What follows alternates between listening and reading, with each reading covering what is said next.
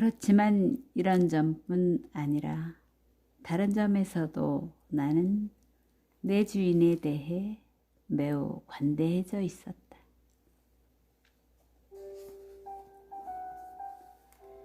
전에는 날카로운 눈으로 감시하고 있었던 그의 결점도 죄다 잊어버리고 있었다. 예전에는 나를 반발하게 했던 빈정거림이나 나를 놀라게 했던 냉혹함 등은 고급 요리에 곁들여진 양념 정도로밖에 느끼지 않게 되었다. 그런 것들이 있으니까 맛이 있는 것이며 그런 것들이 없다면 무미하게 느껴질 것이다.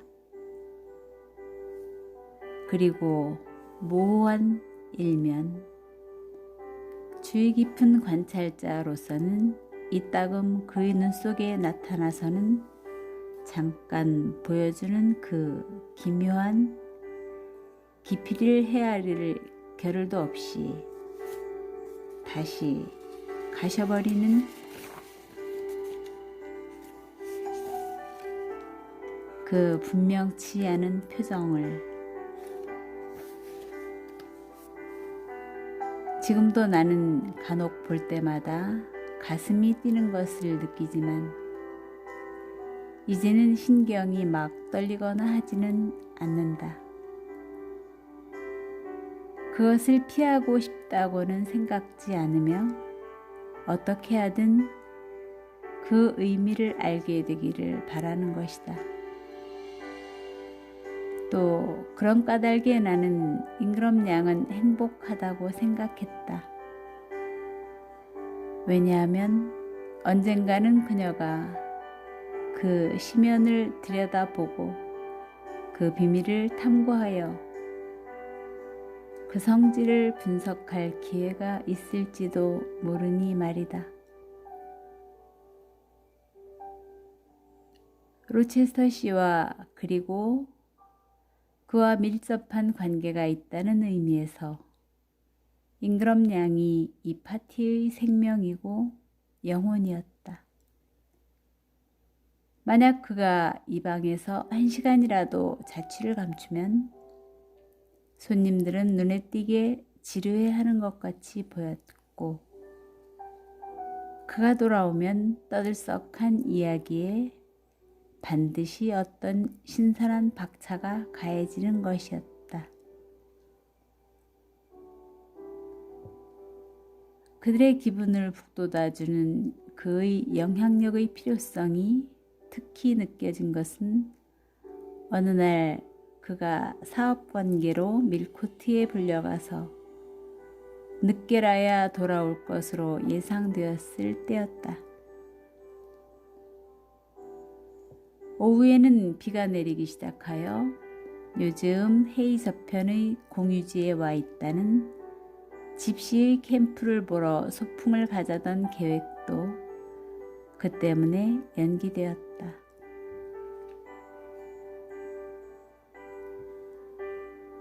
이제 막 날이 저물기 시작하여 시계는 이미 만찬을 위해 옷을 갈아입을 시각이 되었음을 알렸을 때였다. 마차의 수레바퀴 소리와 말발굽이 웅덩이에 물을 튀기는 소리가 자갈길에서 들리면서 한 대의 역마차가 다가왔다. 역마차는 멈췄다. 마부가 현관벨을 울리고 여행복을 입은 신사 한 사람이 마차에서 내렸다. 키가 크고 사치한 옷차림을 한 사내 낯선 사람이었다. 홀에서는 말소리가 나고 있었는데 이윽고 새로운 손님이 들어왔다. 그는 레이디 잉그럼을 여러 사람들 중에서 제일 나이가 든 귀부인으로 보고 그녀에게 고개를 숙였다.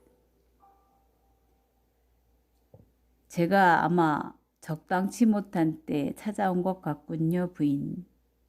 하고 그는 말했다. 친구인 로체스터 군은 출타 중이라죠. 그렇지만 저는 무척 멀리서 온 사람입니다.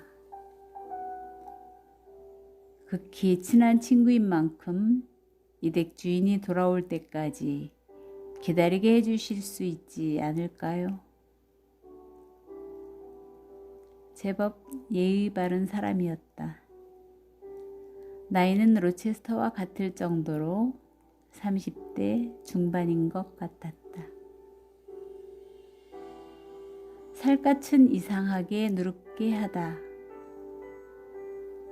그 밖의 점에서는 그는 호남자이며 특히 맨 처음에 얼핏 봤을 때에는 그렇게 느껴졌다. 더 자세히 보니 어딘지 불쾌한 느낌이 그 얼굴에 있는 것을 깨닫게 되었다기보다 유쾌하게 느껴지지 않는 인상이라고 하는 편이 적당한 표현일 것 같았다. 생김새는 수수하지만 몹시 엉성했다. 눈은 크고 잘생겼지만 눈에 힘이 없고 어딘지 공허한 인상을 주는 사람이었다. 나는 그렇게 생각했다. 내가 다시 이 손님을 본 것은 만찬 후였다. 그때의 그는 적잖이 마음이 편해져 있는 것 같았다.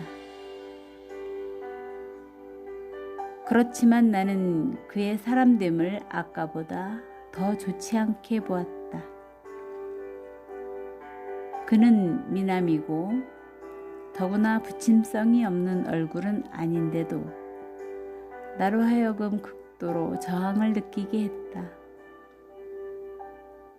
달걀형의 살갗이 반들반들한 얼굴에는 아무 기백도 없고 매부리 코와 버찌 같은 작은 입에는 아무 의미도 보이지 않으며 낮고 넓적한 이마에는 아무 사상도 없고 공허한 갈색 눈에서는 사람을 지배하는 듯한 위엄도 느껴지지 않는다. 난로 바로 옆에 팔걸이 의자를 끌어다 놓고 앉은 그는 어지간히 추운 듯이 몸을 움츠리고 있었다. 나는 그를 로체스터와 비교해 보았다. 두 사람의 대조는 털의 윤기가 흐르는 거위와 사나운 매, 온순한 양과 그것을 감시하는 털이 거칠고 눈이 날카로운 개와의 차이와 크게 다를 것이 없었다. 이것은 결코 무례한 의미로 하는 말은 아니다. 그는 로체스터 씨의 옛 친구라고 말했다. 두 사람의 사이는 무척 색다른 우정관계였을 것이 틀림없다. 양극단은 일치한다는 격언의 좋은 본보기라고나 할까? 신사 두세 사람이 그 사내 옆에 앉았고 그들이 나누는 대화가 떨어져 있는 내 귀에도 조금씩 들려왔다. 이윽고 새 손님의 이름이 메이슨 씨라는 것을 알았다.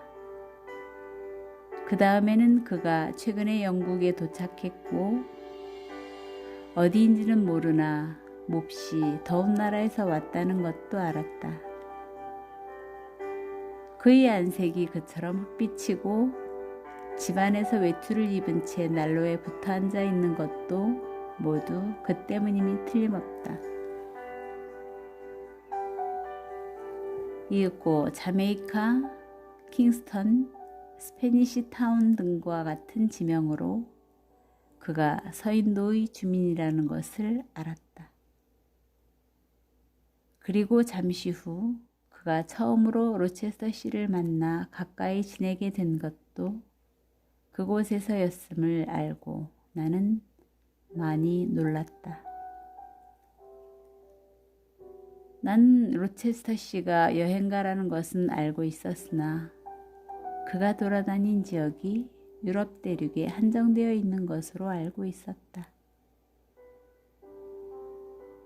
그보다도 먼 해외까지 찾아갔었다는 것은 처음 듣는 얘기였다.